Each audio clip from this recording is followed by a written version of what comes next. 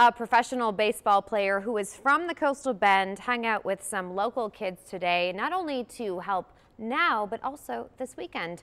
Jose Trevino, who is a catcher for the Rangers minor league organization, brought pizza to the kids at Westside Helping Hands. The center serves kids grades 1 through 6 who are from low-income families. Well, after the pizza, he played ball with them. This is all leading up to his toy drive on Saturday. It is the second year for the toy drive and the first year Westside Helping Hands has participated. I mean, something like this is awesome. Just getting the community involved, having more people hear about who we are, and then just something awesome for the kids to look forward to. And just not to mention all the toys that will be coming in for them, just to help make their Christmas a little bit better for some kids who might not be getting anything. The toy drive will happen on Saturday at 10 a.m. at St. John Paul II High School in Corpus Christi.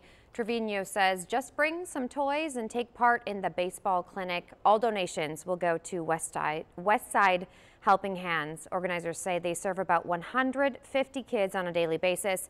In the meantime, Trevino encourages you to reach out to athletes in the area because he says most are willing to help wherever they can.